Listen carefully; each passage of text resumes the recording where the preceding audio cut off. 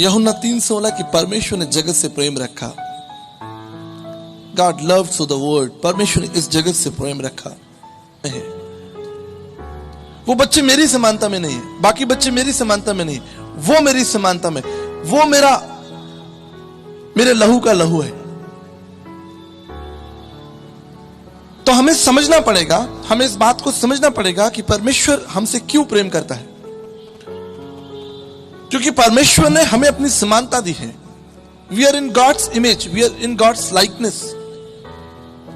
इसलिए लिखा है कि परमेश्वर ने जगत से प्रेम किया।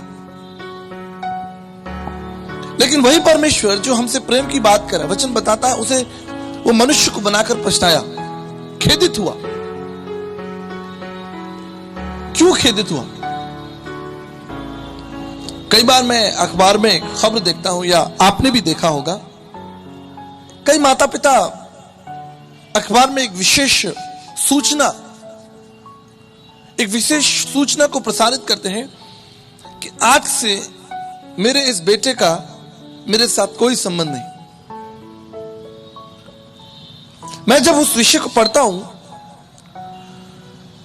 तो बड़ा गंभीर विषय है।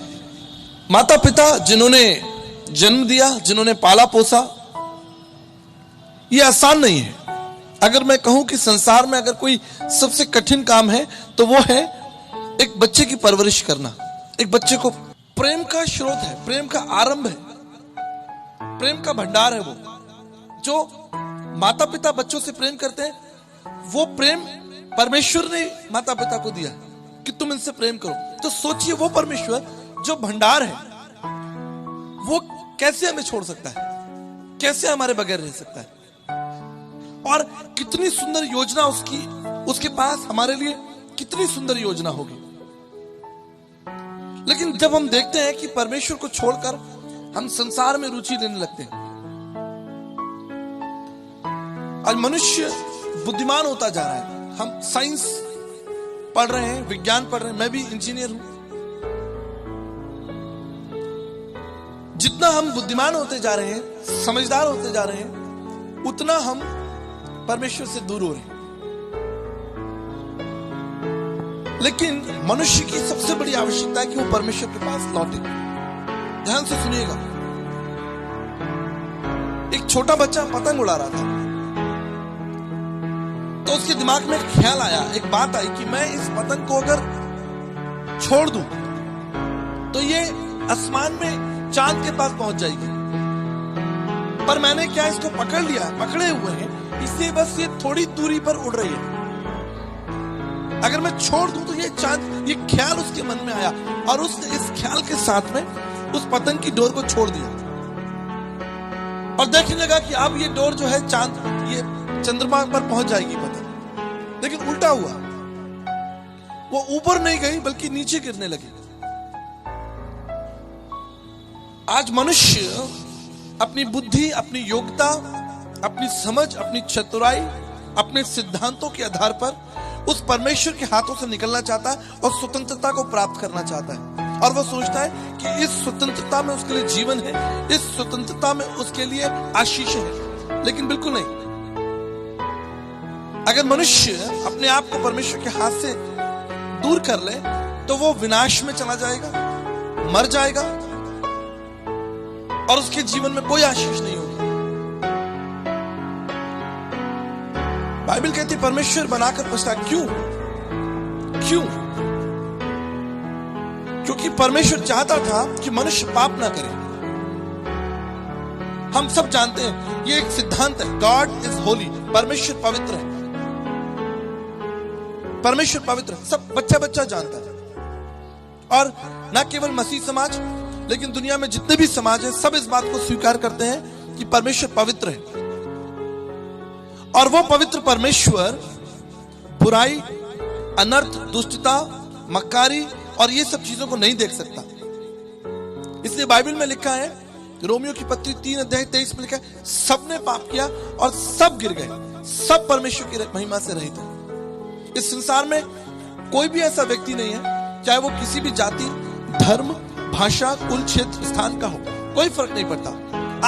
आप क्या हैं? आप अमीर हैं, आप गरीब हैं, आप सुंदर दिखते हैं, आप सुंदर नहीं दिखते, आप देश के किसी भी हिस्से में हो, संसार के किसी भी हिस्से में हो, हम सब आपस में फर्क है, लेकिन हम सब में एक समानता है कि हम सब पाप में गिर चुके हैं। और इसलिए बाइबल कहती है सबने पाप किया और सब परमेश्वर की महिमा से रहित है। इसलिए भारतीय दर्शन भी इस बात को बताता है, पापम पापात्मा पाप कर्मा पाप सम्मा त्राहिमा में पुण्य रक्षाम सर्व पाप हरे हरे। हम सब पाप कर रहे हैं, प्रत्येक दिन झूठ बोल रहे हैं, बुराइयां कर रहे हैं, षड्यंत्र रच रहे हैं। इसलिए भागवत रहस्य में डोंगरे जी महाराज कहते हैं, मन वचन और कर्म से हर एक व्यक्ति पापी है। सबने पाप किया, हर एक व्यक्ति मन वचन और कर्म से हर एक व्यक्ति पापी है। और बाइबल भी इस बात को कहती है कि सबने पाप किया और सब परमेश्वर की महिमा से रहित हैं। लिखा है पाप की मजदूरी मृत्यु है, पापम फलम नरकमाद्यस्तु। हम 30 दिन मेहनत करते हैं तो हमको एक मजदूरी मिलती है, एक मजदूर मेहनत करता है उसको मजदूरी मिलती है, मिलनी भी चाहिए। हम जो सारे जीवन भर मजदूरी करते हैं उसका परिणाम क्या होगा, उसकी मजदूरी क्या होगी? बाइबल कहती है पाप की मजदूरी मृत्यु है। मृत्यु ना केवल शारीरिक मृत्यु परंतु आत्मिक मृत्यु भी। आत्मिक मृत्यु, परमेश्वर से अलग, परमेश्वर से दूरी, एक जीवन जिसमें परमेश्वर नहीं है। हो सकता है आप सुंदर दिखते हो, आप धनी हो, आपका बहुत अच्छा बैंक बैलेंस हो, आप बुद्धिमान हो, आप डॉक्टर हो, इंजीनियर हो, आप मंत्री हो, लेकिन परमेश्वर की दृष्टि में आप क्या हो यह महत्वपूर्ण है। इसी वचन में लिखा है, बाइबल कहती है, बाइबल साफ कहती है कि मनुष्य का चाल चलन अपनी दृष्टि में ठीक है, लेकिन परमेश्वर मनों को जांचने वाला परमेश्वर है। हम अपनी दृष्टि में तो ठीक है, एक चोर चोरी करता है वो सोचता है कोई फर्क नहीं पड़ता, मैं अपनी दृष्टि में ठीक हूं, ये जरूरी है। एक भ्रष्टाचारी अधिकारी वो सोचता है सब कर रहे हैं, मैं भी कौन सा मैं गलत कर रहा हूं, अपनी दृष्टि में उसका चाल चलन ठीक है। लेकिन परमेश्वर मनों को जांचने वाला परमेश्वर है, न्याय करने वाला परमेश्वर है। इसलिए कोई नहीं कह सकता कि मैंने पाप नहीं किया। कोई मनुष्य नहीं कह सकता, चाहे आप किसी भी धर्म के हो, किसी भी जाति के हो। आदरणीय गुरु नानक साहब कहते हैं, हूं पापी पतित परम पाखंडी तू निर्मल निरंकारी। गुरु नानक साहब भी कहते मैं भी पापी हूं। तुलसी याजक आए के कौन भयो समृत, कंचन पे कुंचन किन्ना पसार हुआ। संत तुलसीदास जी कहते हैं संसार में कौन हुआ जिसने झूठ नहीं बोला, जिसने पाप नहीं किया। तुलसी याजक आए के इस जग में आके कौन भयो समृत, कौन सामर्थी हुआ। कंचन पे कुंचन किन्ना पसार हुआ, किसने जो है धन के ऊपर या व्यभिचार के ऊपर या दुष्टता के ऊपर जो है वो झपट्टा नहीं मारा। सब पापी, पापम फलम नरकमाद्यस्तु। इसलिए दर्शन शास्त्र में लिखा है पाप का परिणाम जो है वो भयंकर मृत्यु, भयंकर अनंत काल की मृत्यु। कई बार हमें नहीं मालूम कि ये मृत्यु कैसी है, अनंत काल की मृत्यु क्या है, कैसी दिखती है, कैसी होगी। लेकिन एक समय आएगा जब धुंधला धुंधला नहीं दिखेगा, साफ साफ दिखेगा। हालेलुया, साफ साफ दिखेगा, परमेश्वर का वचन पूरा होगा। आपके सामने कुछ महत्वपूर्ण पद पढ़ना चाहता हूं ताकि आप इसके सिद्धांत को समझ सकें। लिखा है काम क्रोध मद लोभ की जब लग मन में खान तब लग पंडित मूर्ख हो तुलसी एक समान। काम क्रोध मद लोभ की, जब जीवन में बुराइयां हैं, तृष्णा है, शराब है, व्यभिचार है, काम क्रोध मद लोभ की लालच है, तब क्या पंडित और क्या मूर्ख दोनों एक समान है। आदरणीय संत तुलसीदास जी कहते हैं काम क्रोध मद लोभ की जब लग मन में खान तब लग पंडित मूर्ख हो तुलसी एक समान। ऋग्वेद का 10वां मंडल 133। प्रभु हम पाप में हैं, हमें स्वतंत्र करो। त्राहिमाम त्राहिमाम पुंडी रक्षम सर्व पाप हरे हरे। हे परमेश्वर मेरे पापों को मेरे जीवन से दूर करो। इसलिए हमें इस बात पर स्थिर होना है कि हमारे आसपास जो हो रहा, हम जो कर रहे हैं, वो सब गलत है और वो सब परमेश्वर के लिए कुछ भी ग्रहण योग्य नहीं है।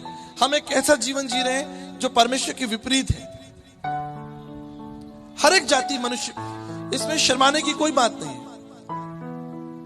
जब एक बच्चा पैदा होता है वो नंगा होता है और माँ बाप को दे दिया जाता है, और माँ बाप बच्चे को बचपन से ही नंगा देखते, इसमें कोई शर्म की बात नहीं। तो हम अपनी धार्मिकता को, अपनी चतुराइयों को, अपने झूठे सिद्धांतों को कितना भी ओढ़ लें, हम परमेश्वर की दृष्टि में नंगे ही हैं। हम परमेश्वर के, आप मनुष्य से छिपा सकते हो, आप अपने झूठे कारनामों को, मैं अपने झूठे कारनामों को, अपनी बुराइयों को आपसे छिपा सकता हूं, लेकिन परमेश्वर से नहीं छिपा सकता, जो प्रत्येक दिन हमारे ऊपर सूर्य उदय करता है। आप सोचिए, उसने इतनी बड़ी ज्योति बनाई है जो पूरे विश्व को ज्योतिमय कर देती है, तो वो आप कितना बड़ा ज्योतिर्मय होगा। कैसे बचेंगे आप उससे? कोई मनुष्य बच सकता है उस परमेश्वर की दृष्टि से? बाजारों में, बड़ी बड़ी दुकानों में, विशेष रूप से बैंक्स में, ज्वेलरी शॉप्स में सीसीटीवी कैमरे लगाए जाते हैं। पहले के समय में दरबान रखे जाते थे कि वो देखें। आज एडवांस टेक्नोलॉजी, आज जगह जगह सीसीटीवी कैमरे लगे। संदर्भ ये है, आप कैमरे की दृष्टि में है, कोई गलत काम मत कीजिएगा, नहीं तो आप पकड़े जाओगे। आप पकड़े गए तो आपको दंड देना पड़ेगा। सीसीटीवी कैमरा आपको देख रहा है, और मैं कहता हूं वो सीसीटीवी कैमरा आपको देखे ना देखे, लेकिन परमेश्वर निरंतर आपको देख रहा है। इससे कोई मनुष्य परमेश्वर की दृष्टि से नहीं बच सकता। हम सब पापी हैं, पाप में गिर चुके हैं, अंधकार में गिर चुके हैं, बुराइयों में गिर चुके हैं, दुष्टता में गिर चुके हैं, असत्य में गिर चुके हैं। इसलिए इस असत्य में भटकते भटकते, दुष्टता में भटकते भटकते, हमारे भारतीय तत्वदर्शी, हमारे प्राचीन भारतीय तत्वदर्शी जो ईश्वर की खोज में थे, उन्होंने चिल्लाया, उन्होंने प्रार्थना की, अस्तो मां सद्गमया तमसो मां ज्योतिर्गमय मृत्यु मां अमृतगमय। जब नहीं मिला, जब नहीं मिलेगा तो मनुष्य क्या करेगा? जब नहीं मिलेगा, एक व्यक्ति भूखा हो तो वो क्या ढूंढेगा? खाना ढूंढेगा। एक नंगा होगा, वो क्या ढूंढेगा? कपड़े ढूंढेगा। तो मनुष्य जब सत्य को ढूंढ रहा था, नहीं मिला, सत्य को ढूंढ रहा था, नहीं मिला, तब प्रार्थना करने लगा, अस्तो मां सद्गमय, हे प्रभु मुझे असत्य से निकालकर सत्य में लेकर चलिए। जब नहीं मिला, अंधकार में भटकता रहा, तो प्रार्थना की, तमसो मां ज्योतिर्गमय, अर्थात तमस यानी अंधकार से निकालकर ज्योति की ओर। यही तो प्रार्थना है। जब मर रहा था, त्राहिमाम पुंडरीकाक्षम सर्व पाप हरे हरे, चिल्ला उठा, मृत्यु मां अमृतगमय, प्रभु मुझे मृत्यु से निकालो और मुझे शाश्वत जीवन में लेकर चलो। इटर्नल लाइफ, शाश्वत जीवन में लेकर चलो, क्योंकि आप ही ले जा सकते हो। क्यों? देव धनुष मुनि नाग मनुष्य सब माया, देवता महाराज संत सन्यासी पीर पैगंबर गुरु ऋषि तत्व ऋषि सब पाप के अधीन है। कौन ले जाएगा? कौन मुझे असत्य से बाहर निकालेगा? क्या कोई मनुष्य हमें असत्य से बाहर निकाल सकता? कभी नहीं निकाल सकता। क्या कोई ज्ञानी? कभी नहीं निकाल सकता, क्योंकि मनुष्य का ज्ञान सीमित है। जहां परमेश्वर आपको ले जाना चाहता है, वहां कोई मनुष्य आपको नहीं ले जा सकता। जो द्वार, बाइबल कहती है, जो द्वार परमेश्वर खोलता है उसे कोई मनुष्य नहीं खोल सकता।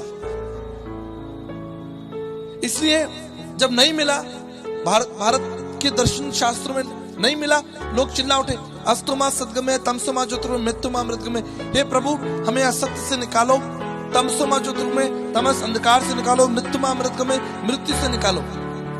आज मनुष्य की ये प्रार्थना विलुप्त हो गई है, कम हो गई। क्यों? अब हमारी क्या प्रार्थना है? अब हमारी प्रार्थना है, प्रभु मुझे एक घर चाहिए, मुझे एक गाड़ी चाहिए, मुझे नौकरी चाहिए, मुझे बच्चों को विदेश भेजना है, मुझे धन जमा करना है, मुझे ये करना है, वो करना है। पहले की प्रार्थना फर्क थी। त्राहिमाम पुंडरीकाक्षम सर्व पाप। दाऊद कहते हैं, हे प्रभु मेरे ढिठाई के पापों को दूर कर दे, मेरे जीवन से बुराई को दूर कर दे, मैं कहां जाऊं, तू मेरा शरण स्थल है, हे प्रभु मैं तुझे छोड़कर। ये दाऊद की प्रार्थना है। सुलेमान कहते हैं, प्रभु जी मुझे बुद्धि दीजिए ताकि मैं सत्य से ना भटकूं। बुद्धि रक्षा करेगी। हे प्रभु, मैं संपूर्ण मन से तेरे पर विश्वास रखूं और अपनी